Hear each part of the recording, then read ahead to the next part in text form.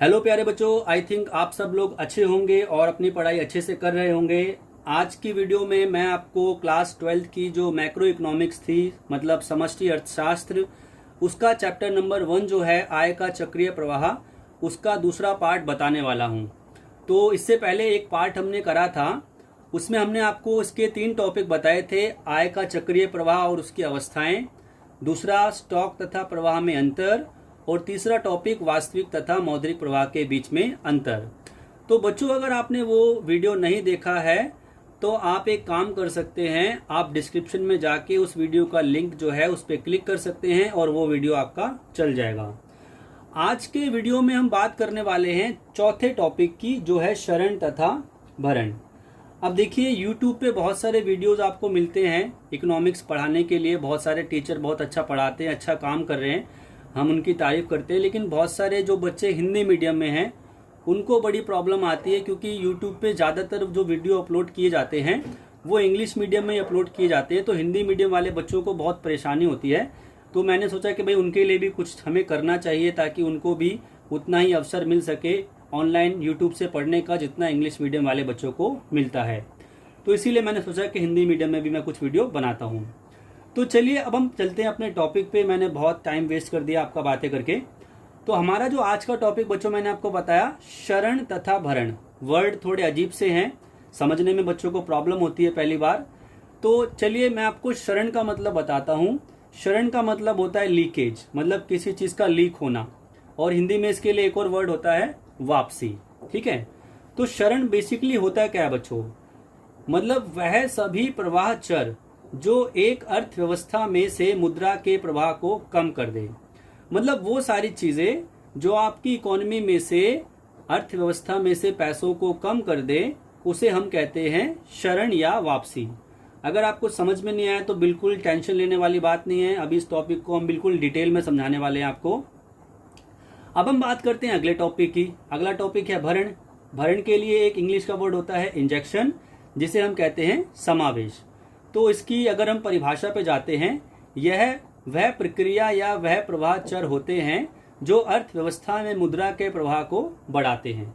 मतलब शरण के द्वारा अर्थव्यवस्था में से मुद्रा कम हो जाएगी और भरण के द्वारा अर्थव्यवस्था में मुद्रा जो है वो बढ़ जाएगी।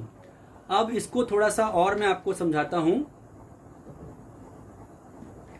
देखिए, मान लीजिए ये एक हमारी इकोनॉमी है जो सर्कल में काम करती है, और इस अर्थव्यवस्था में पैसे जो है वो घूमते हैं, जैसे कि मैंने आपको पिछले वीडियो में बताया था चक्रीय प्रवाह के बारे में। ठीक है, अब शरण का मतलब ये है कि हमारी जो अर्थव्यवस्था है उसमें से पैसे कम हो गए और किसी दूसरी अर्थव्यवस्था में चले गए।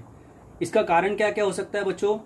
एक सबसे कॉमन एग्जाम्पल है कि अगर आप दूसरे देशों से चीज़ों का आयात करते हो, दूसरे देशों से वस्तुएं मंगवाते हो, तो क्या होगा, आपके देश में से जो पैसे हैं वो दूसरे देश में चले जाएंगे, सिंपल सी बात है। या फिर सरकार के द्वारा आप पे कर लगा दिया जाए।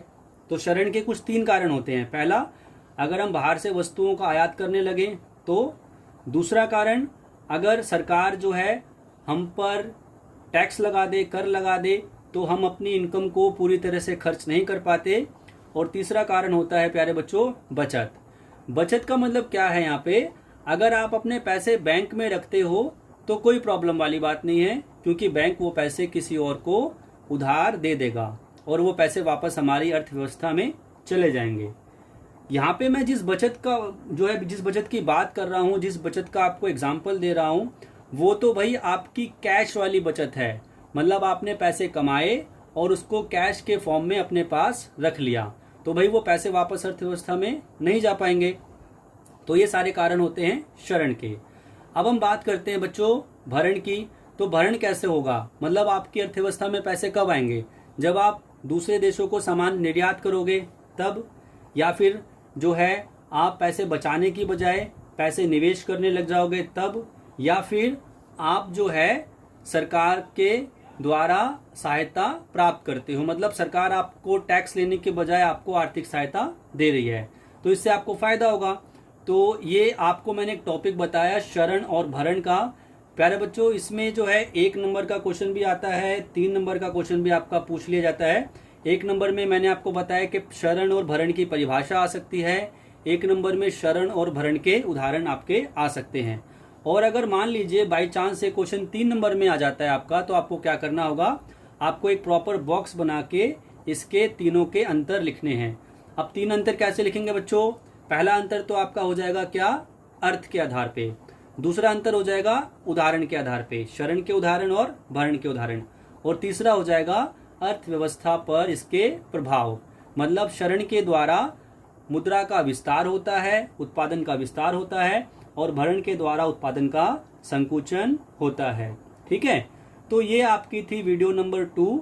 छोटी सी वीडियो थी क्योंकि हमारा एक टॉपिक पिछले चैप्टर में रह गया था, तो मैं नहीं चाहता कि मैं कोई भी आपका टॉपिक जो है इसको स्किप करूं, तो इसीलिए मैंने ये वीडियो बनाई। वीडियो की ड्यूरेशन छोटी है, लेकिन अगर आपने पहला पार्ट नहीं देखा है तो आप पहले पार्ट को देख लीजिएगा, इससे हमारा पहला चैप्टर कवर हो जाएगा। ठीक है, अब जो मैं नेक्स्ट वीडियो आपकी अपलोड करूंगा बच्चों, वो होगी आपकी दूसरे चैप्टर की, जिसे हम कहते हैं मैक्रो इकोनॉमिक्स के, मतलब समष्टि अर्थशास्त्र के कुछ बेसिक कॉन्सेप्ट, मतलब उसकी कुछ आधारभूत अवधारणाएं। तो प्लीज चैनल को सब्सक्राइब कर लीजिए और नोटिफिकेशन बेल को दबा दीजिए। अब हम चलते हैं अगले वीडियो पे, और जो जल्दी ही मैं अपलोड करने वाला हूं। थैंक यू बच्चों।